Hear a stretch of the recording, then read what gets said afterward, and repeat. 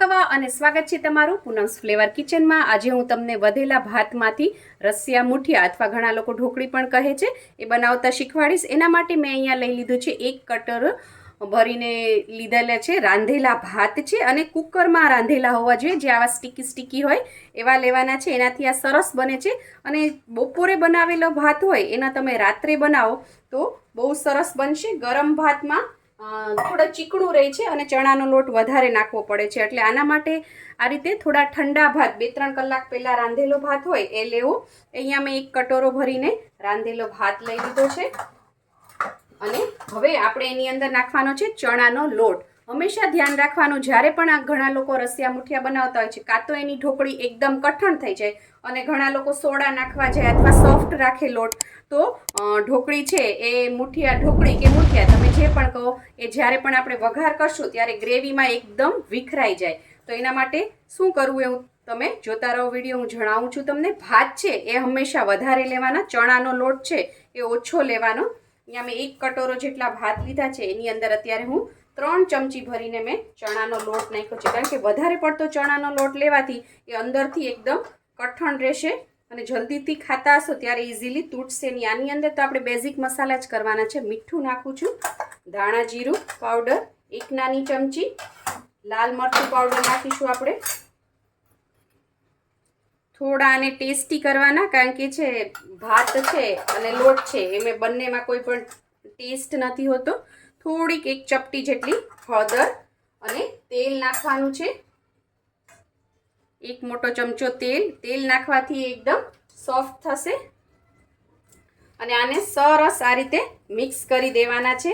જો મિક્સ કરો ત્યારે તમને બહુ જ કઠણ લાગતું હોય તો થોડું પાણી નાખવાનું અને એકદમ ઢીલું લાગતું હોય તો ચણાનો લોટ નાખવાનો।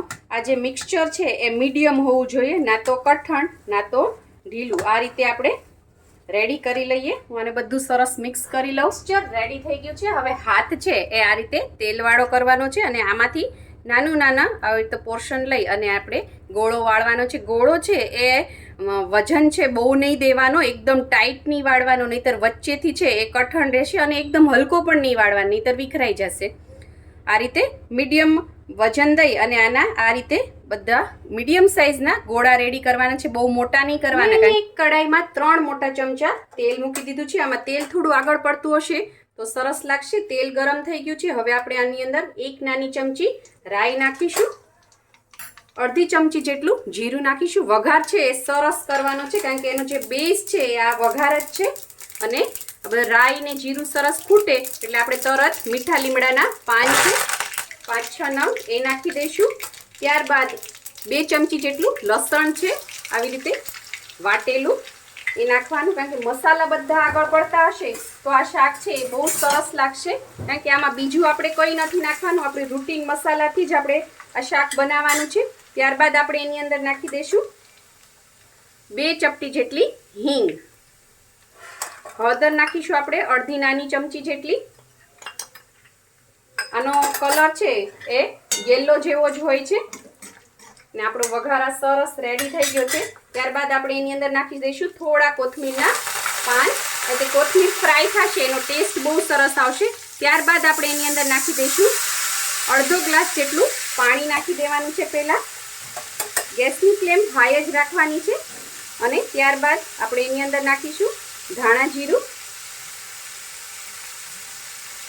1 મોટી ચમચી ભરીને મેં નાખ્યું છે।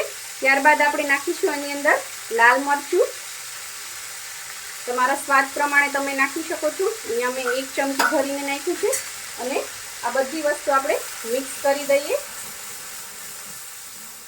અને આની સાથે જ આપણે જે ઢોકળી બનાવી હતી એ બાઉલ જે હોય એની અંદર થોડુંક પાણી નાખી દેવાનું 1 કપ જેટલું અને એને આ રીતે ધોઈ નાખવાનું બાઉલ, અને આ પાણી છે એ આપણે આની અંદર અત્યારે નાખી દેવાનું છે અને એને મિક્સ કરી દેવાનું। ત્યારબાદ આપણે આની અંદર છાશ નાખીશું। આપણે પહેલાં પાણી નાખ્યું અને પેલું બાઉલ ધોઈને આપણે જે ઢોકળી બનાવી એનું પાણી નાખ્યું, એનું રીઝન એ છે કે જો ડાયરેક્ટ આપણે છાશ નાખત તો છાશ ફાટી જાત। હવે જો આપણે છાશ નાખીશું તો છાશ છે એ ફાટશે નહીં, કારણ કે એની અંદર જે ચણાના લોટનું છે એ મિક્સચર આવી ગયું છે અને થોડું પાણી આવી ગયું છે. મેં અહીંયા 1.5 ગ્લાસ જેટલી છાશ લીધી છે. છાશ બહુ ખાટી નહીં લેવાની, નહીંતર શાક છે એ ખાટું થશે. અને અત્યારે મીઠું નથી નાખવાનું.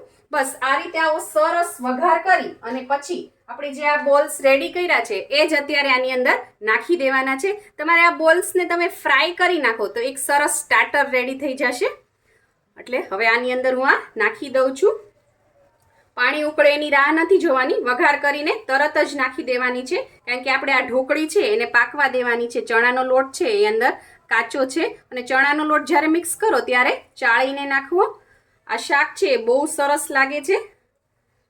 જેમ આપણે દાળ ઢોકળી ખાતા હોય એવી રીતે આને એકલું પણ ખાઈ શકાય છે.